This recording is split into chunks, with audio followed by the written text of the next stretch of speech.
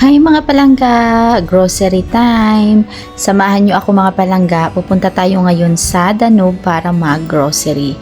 So kayo din ba mga palangga, kapag nag-grocery ba kayo, una niyo bang tinitingnan itong kanilang flyers?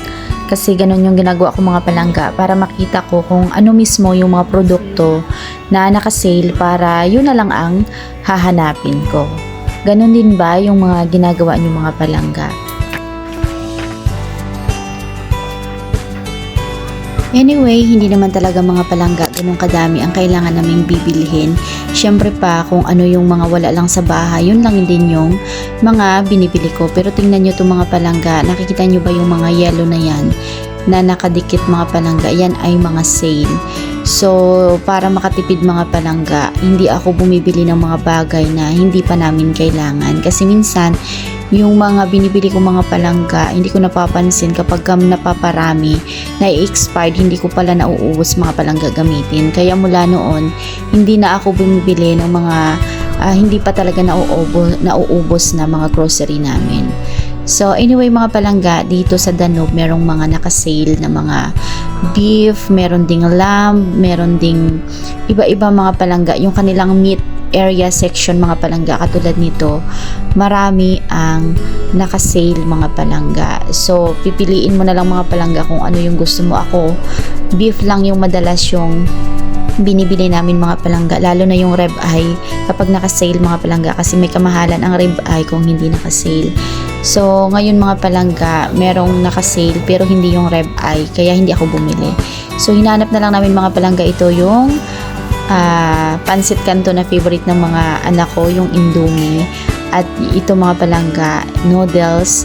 So kumukuha kami niyan mga palangga, pero paminsan-minsan lang dahil alam naman namin na hindi din healthy yung madalas kumain ito mga palangga. So once a month bumibili ako mga palangga, at ito naka-sale yung Korean noodles naman mga palangga. Dating 28 na lang mga palangga, at 2 piraso na yan, at meron ding tig 6 na lang mga palangga, or 7 kasi 6.98 siya mga palangga. So kumuha lang din ako mga palangga ng tig-iisa nito. Kasi minsan 'di ba mga palangga, kahit alam naman natin na bawal, pero masarap pa rin kainin. So ganun din kami mga palangga, mapagbigyan lang yung cravings paminsan-minsan. So anyway mga palangga, napakarami palang sale na chocolate dito ngayon sa Danube, gaya na lang nito mga palangga. So karamihan sa mga kababayan natin mga palangga, nagpapabagahe sila ng mga chocolate sa Pilipinas, sa kanilang mga mahal sa Pilipinas. So ganun din ang ginagawa namin dati mga palangga, inaabangan namin yung mga chocolate na mag-sale, tapos bumibili kami para maisama sa mga bagahe pauwi sa Pilipinas. Pero ngayon matagal-tagal na din kaming hindi nakapagpabagahe mga palangga. Pero meron din talagang murang bilihan ng chocolate sa Balad mga palangga. Doon talagang per kilo makakabili ka ng mas marami. So anyway mga palangga, ito favorite din ng mga anak ko, itong Nutella na cupcake mga palangga.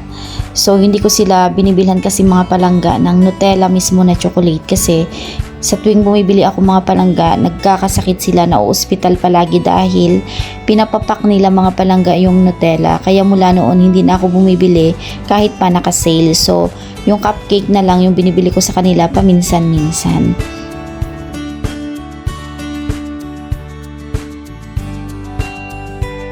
Napadaan din kami dito sa kanilang pastry area mga palangga. Ang sasarap ng mga cake, talagang nakakatakam. Ang dami nilang iba't ibang flavor dito mga palangga, katulad na lang yung coconut, meron din silang pistachio, meron din silang blueberry, meron din sila itong mga palangga strawberry cake. Yan, merong malalaki, meron ding bite size lang mga palangga, yung pwede mo lang kainin agad, at meron din namang ganito pang okasyon mga palangga, at meron din silang mga character cake mga palangga, katulad na lang nito kapag may mga okasyon na mas malalaki mga palangga. So pwede ka rin namang magpa-custom made mga palangga dito sa Danube, kailangan mo lang i-request sa kanila. I want a free taste. Really?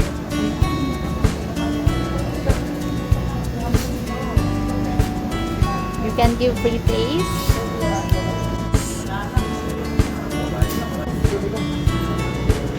Lang.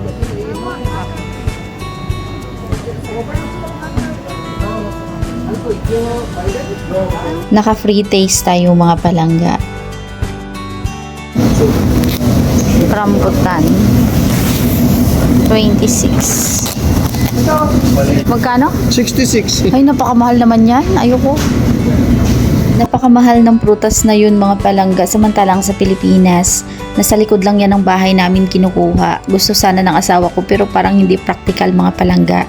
Na ganun lang siya kalaki tapos ang mahal-mahal ng presyo. So, hindi na kami kumuha mga palangga. Ito na lang yung kinuha namin, yung saging from Philippines mga palangga. Marami din naman iba't ibang saging dito mga palangga exported sa iba't ibang lugar. Pero madalas kasi nakakain na namin yung mga palangga. So, bira lang ako makakita ng saging itong dole from Pilipinas. Kaya, kumuha na lang din ako mga palangga. At anyway, magbabayad na sana kami mga palangga. Pero itong aking hobby mga palangga ay nagpahabol pa ng prutas kasi naka-sale din mga palangga yung orange. At gustong gusto din namin itong mga palangga kasi ang tamis din naman ng orange nila dito mga palangga. Lalo na yung mandarin na orange mga palangga, masarap siya. At tingnan nyo itong mga palangga, yung mangustin, napakamahal mga palangga. Pero hindi ko alam sa Pilipinas kung mura o mahal din ang mangustin mga palangga. Pero dito mahal siya mga palangga.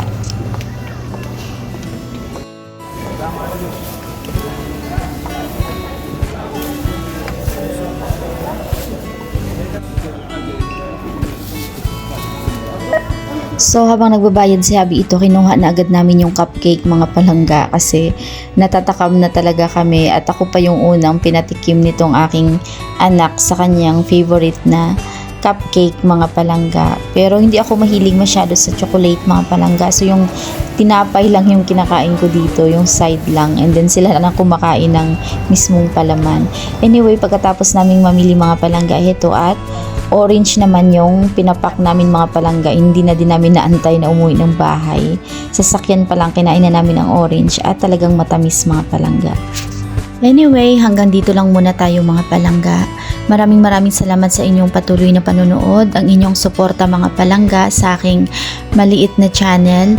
Please mag-subscribe kayo mga palangga kung nagustuhan nyo yung mga ganitong content, or kung meron kayong ibang gusto mga palangga na makita dito sa Saudi, mag-comment lang kayo mga palangga para malaman ko kung ano yung mga gusto nyo mga palangga at magawa natin. So maraming salamat mga palangga sa inyong patuloy na panunood at pagsubaybay mga palangga.